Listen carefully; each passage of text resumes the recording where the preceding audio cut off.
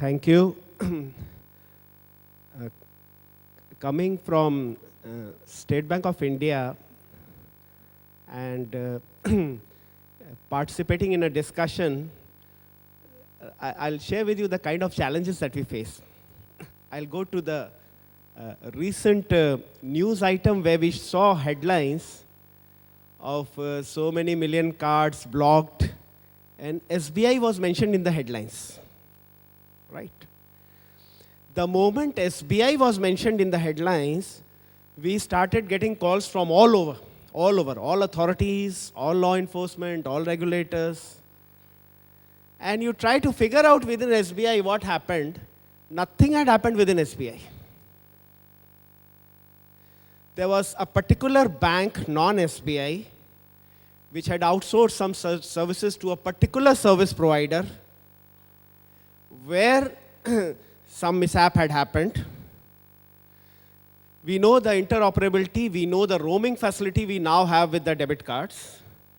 SBI customers had also gone to the infrastructure of that other bank, to the ATMs of that other bank.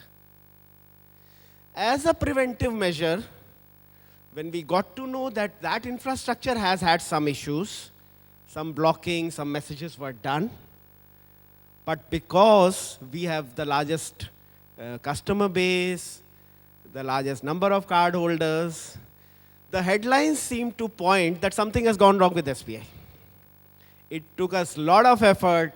It took us a lot of effort to clarify, to make things clear, to give assurances all around. Nothing has happened within SBI infrastructure, and we took all the preventive and corrective steps. Part one.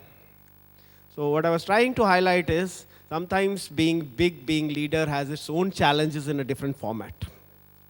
Right. Then, coming to this specific topic, now, because it's SBI, we had a couple of years back, we had the log monitoring, the security operations outsourced. Then we figured out that the volumes do not permit sending logs outside.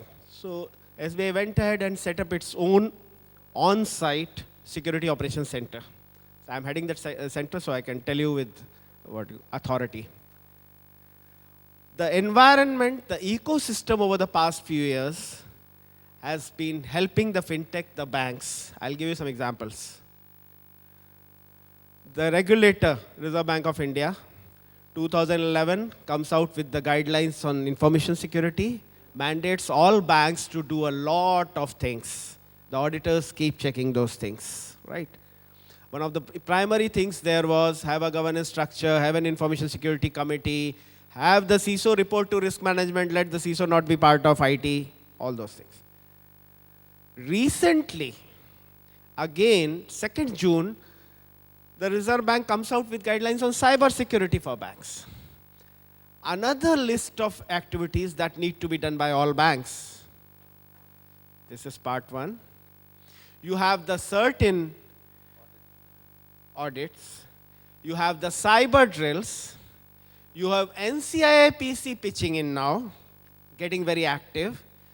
You have the REBIT, the IT arm of Reserve Bank of India, a separate arm.